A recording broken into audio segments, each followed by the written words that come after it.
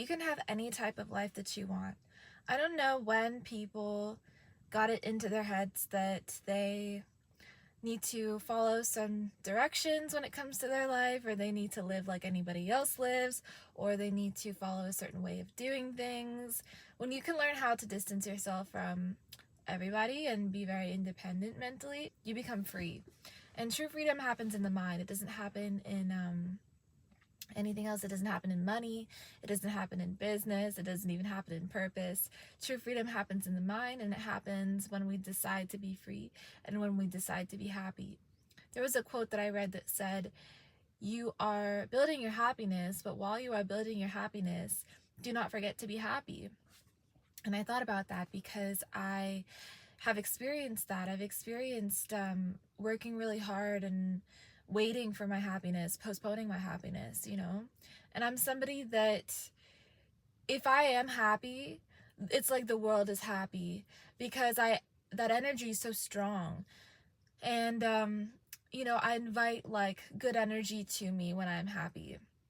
But when I'm negative, because my energies are so strong, I attract negativity to me as well. So I've experienced also bringing chaos to myself, So I'm here to tell you guys that the mind is the most powerful tool that we have. And if you can learn how to use your mind, you have everything.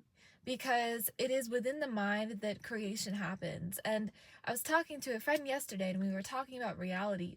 And they were like, well, reality is constant, but for each individual, for each person, there's a different reality, but all animals have the same reality. And I thought, really? Is that true? Because birds do not have the same reality as lions or bugs or algae. Like all living beings have levels of interpretation of reality. And so for no two living beings is reality the same. It's just not the same for any two living beings. It's different for every living being. So then that posed the question, okay, what is the grander reality? Is there a constant to reality? And I said, yes. And they said, what is it? And I said, it's God. God is the constant of reality. When you tap into God, which we are God, but that's a different story in and of itself. And it's not definitive, like it doesn't end there. We are God's children, so we have been granted the ability to see from God's perspective and to live that way, but that's a different story that I can elaborate on in a bit. But I answered, God is a constant reality, because when we tap into God frequency, when we tap into pure unalloyed joy, when we tap into devotion, and it's called bhakti, it's unconditional love, and it's unconditional love for God. It's a very pure state of being. It's a state of consciousness. And this state of consciousness affects everything else in our lives when we adopt it. Suddenly we can literally live on heaven, on earth. And it's possible to do so with the eyes of bhakti, with the mindset of bhakti. And so I was introduced to bhakti yoga like fresh out the womb. Like when I was born, I was studying like the Vedas at like a very young age. But I grew up like a normal kid without any spiritual knowledge, because eventually you get indoctrinated into like the school systems and such, and you kind of forget this transcendental knowledge. And so what happened with me is that I became very depressed, because I couldn't find meaning in life. I could not find any meaning to anything. I could not find any purpose to life.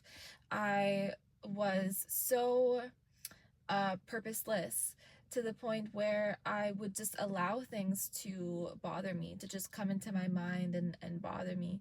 I spent the whole summer at 15 years old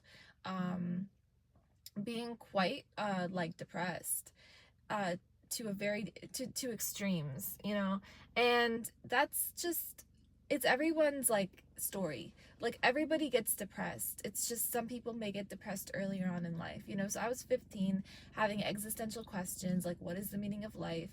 And then I got into partying because I needed an escape and I needed to find joy in life, and then eventually I got so depressed that I said, okay, enough is enough. And somebody actually told me, Seema, you need to find God. And they just like said it casually to me, but I took it as a sign, and I said, you want to know what? I am going to find God. And so I went home, and I read every single spiritual book that I had, and I locked my phone in my closet, and I started meditating. And it wasn't like I just started randomly meditating. I actually um, came across this one video that kickstarted my entire meditation like journey, or what I was like. I meditate all the time now, every day. Um, and that video was a video from Meditative Mind on YouTube, and it was the crown chakra meditation. And I listened to it just randomly. I think it just popped up randomly, and it changed my life, because I felt a shift in me, like energetically first, and then over time, many years of like consistent practice of meditation resulted in my whole physiology changing, my whole psychology changing, like everything. So it's effective. Meditation is very effective. And what it does is it allows for you to kind of like disconnect from your reality, which we create, right? But if you're not aware that you're creating reality, then you get lost in the sauce, and you begin to not have a stable like life raft to hold on to, because you're just like things are happening to you, or like you think life is happening to you, right? So what you need is to get out, to step out of your reality, right? So meditation is very effective in allowing for you to do this. And people think that escaping reality is negative, or delusion is negative. Delusion and escapism are extremely important for spiritual development, and I'm going to tell you why. When you can do so in a healthy way, you can actually train your mind to sit in the God state, and to begin to morph your reality according to that high energy of love, according to that high energy of bhakti. Um, and so when you do this, you actually do change. You change your personality, and all these things happen over time. But first, what changes are your thoughts. First, your thought patterns change. And first, you're no longer stuck in scintillating thought patterns of fear, right? And because why? Because now you are attaching to love within meditation. And so when you do this more and more, you'll notice like your energy shifting, your heart will begin to expand. It'll connect with different points of the body, the chakras of the body. You'll notice yourself becoming more aligned. You can become more focused. You can actually maximize your intelligence. You can become quite intelligent. Um, it is a myth that we only use like 10% of our gray matter. Well, yeah, maybe you do if you are stuck on robot mode, and if you are stuck on automative mode, and if you just repeat thought patterns, repeat cycles, repeat activities, right? Then yeah, you are on bot mode. And everybody pretty much is on bot mode, and everybody can disconnect from bot mode and come back to who they really are. And I give you the formulas to do so, both in my YouTube videos and in my course, which I just launched. And like, it's important to know what information to consume, and that's why I'm here to help you guys.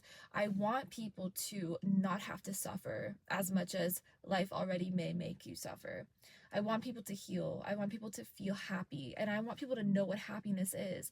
Happiness is not dopamine. It's not quick dopamine fixes. Happiness is actually tuning into who you are. It's tuning into your soul, and it's living from the soul. And this type of education is like not taught anywhere.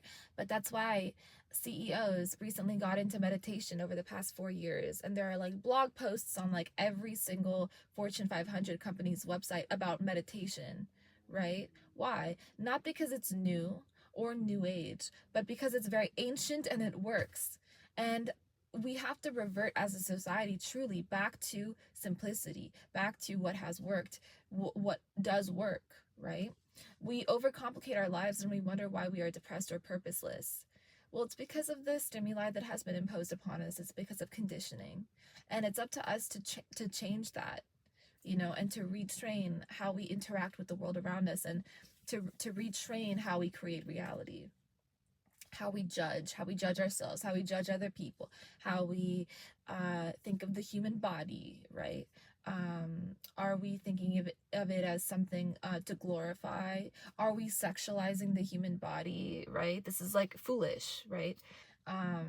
So just understand that we are above our senses. We are above the mind. We just don't know it. And so our lack of awareness of self keeps us stuck in toxic loops, right? Of needing constant gratification, sense gratification, which results in karmic loops, which results in thought patterns that are looping, that keep us stuck in certain like mindsets, right? Because a mindset is just a collection of thought patterns. So when you can hack your thought patterns, you can hack the mindset, right? So when you break it down in this way and you understand what everything is, right, then you can begin to discern as an intellectual, spiritual, eternal being, as a child of God, you can begin to discern what needs your attention, what information needs your attention, and what doesn't. And this also has to do, by the way, guys, with like the English language and like etymology. Like if you study other languages, you'll notice just how different English is from other languages.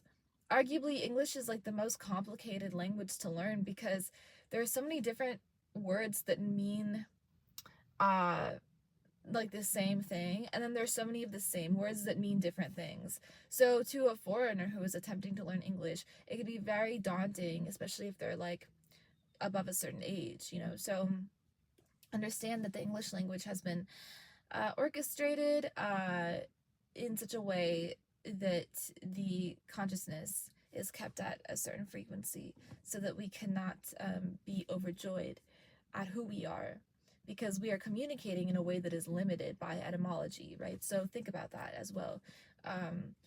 So random yap, just wanted to put you guys on to some of my thoughts, and I love you. I hope you enjoyed this video. If you did, be sure to give it a thumbs up and comment down below how you enjoyed it, what you got from this video. I would love to know. Subscribe to this channel for more. I want you guys to turn on my bell for post notifications. It's on the upper right hand corner, because YouTube's algorithms are constantly changing, and I don't want you guys to miss an update from me, especially when you may need it the most, or like a message from me when you may need it the most. I love you guys. Thank you for being here. I'll talk to you in the next one. Peace.